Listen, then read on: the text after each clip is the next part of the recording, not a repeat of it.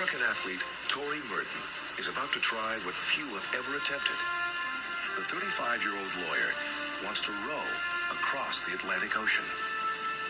More people have walked on the moon than attempting this.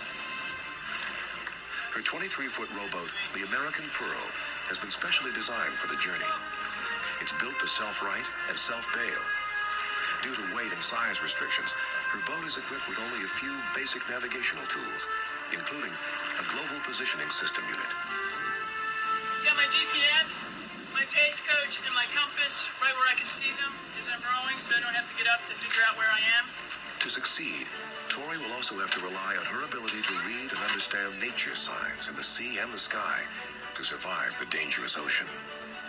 The biggest challenge is going to be the weather, because it's the one thing you really cannot control. You can figure out all the risks, you can figure out the food, you can figure out the gear, but ultimately the weather is going to make or break you.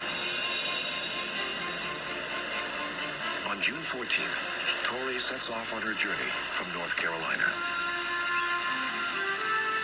Her boat is towed into the open ocean.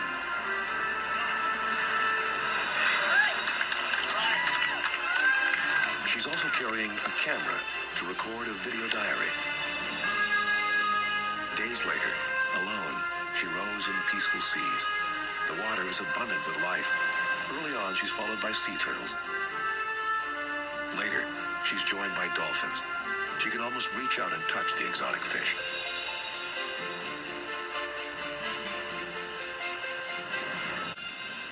But 8 days into the voyage, salt water shorts out her communication system, and that line is severed.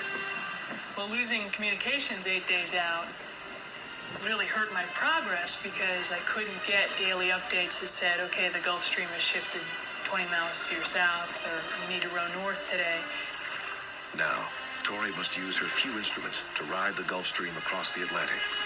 Her only tools, a barometer, a water thermometer, and her emergency distress locator. Through July and August, Tori manages to stay on course, encountering only moderately difficult seas. I'd get out about half an hour before sunrise, take a 10-minute break for breakfast about an hour and a half into my rowing day, and then 10-minute break for lunch, and then I'd row till sunset.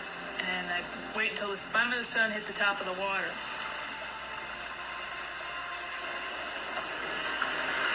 But in September, after 73 days alone in the ocean, the weather worsens.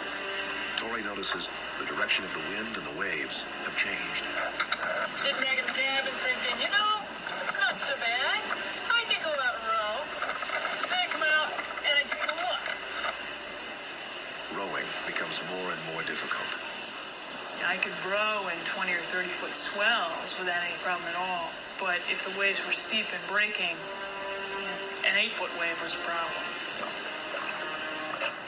As the swells worsen, Tori abandons the oars and takes cover inside the cabin. Suddenly, a wave tips her over.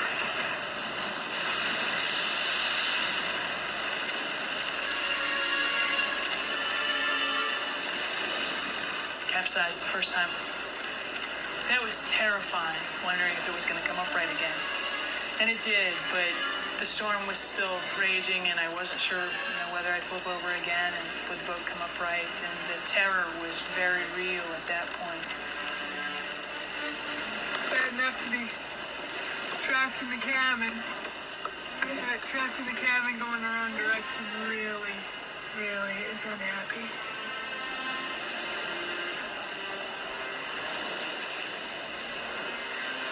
It goes on for days. What she doesn't realize is that she's caught in the last throes of Hurricane Bonnie. Finally, after a week of terror, the weather calms, but the water temperature tells her she's off course. The temperature of the water has dropped significantly. It is now 70.5, which proves definitively that I am no longer in the Gulf Stream. Gulf Stream temperature stays consistently above 80 degrees. If I'd been able to stay in the stream, I probably would have saved 2 or 3 weeks. between not being able to have a weather report and not having a Gulf Stream update, I just didn't move the boat as fast as I needed to move the boat. What she doesn't know is that she's rowing directly into the eye of another hurricane, Hurricane Danielle. Early Friday, I noticed the seas were building. I knew something different was coming through. I began to see bigger and bigger seas outside and could hear the waves breaking. And by dawn, I recognized that I was in a big storm. There's a lot of weather. Dane Clark had coached Tori in recognizing the signs prior to a serious storm. In terms of the swells coming off a hurricane, it's kind of like a rock in a pond. You throw a rock in and you see these waves coming off. And that's what happens on swells in a hurricane. The winds blow very, very hard on the surface and make ripples along the water. And they go out for thousands of miles. And so Tori was experiencing these ripples as ocean swells long before the storm got there.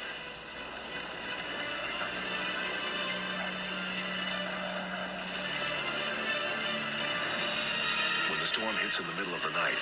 It's horrendous. As Tori braces against the walls of her small cabin, the waves become bigger and more violent.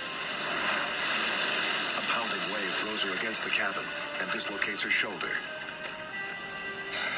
Last capsize, I took the rib off the top of my ceiling with my back. So, big leak.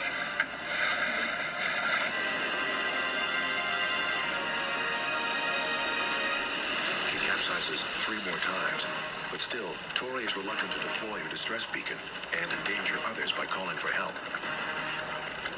In a moment of total despair, she records a farewell message. September the 5th, 6:30 a.m. I'm definitely in something big and bad and ugly. With my dry suit on, have my radio attached to me, life vest on.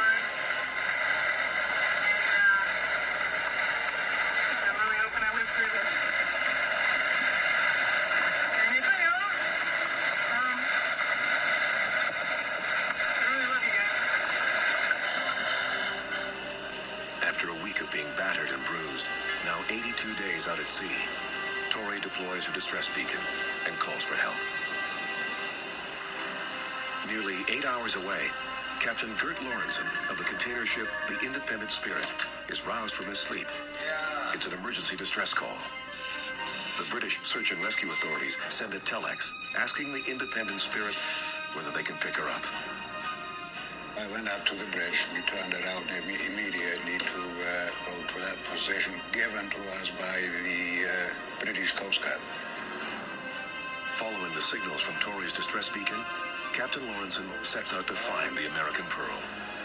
For hours, Tori lies in pain with a dislocated shoulder, waiting to be saved. Then, she spots the large ship. Right there! The seas are still rough, and Tori's injuries make her unable to help with her own rescue. She's in danger of crashing into the large ship. Captain Lorenzen circles Tori twice to calm the waters around her. Crew members are lowered into the safety boats. The Independent Spirit is strategically positioned close enough to Tori's boat, and Tori is pulled onto the ship.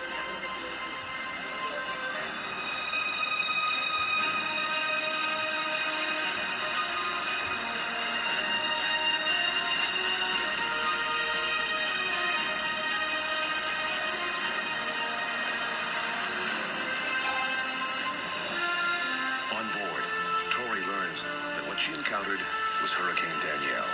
I am surprised that she survived because after so many capsizes, it's really a miracle that she survived. As Tori sails away, she bids a final farewell to the American Pearl. Back on land, Tori's supporters greet her with flowers and praise. The brave rower survived 2 hurricanes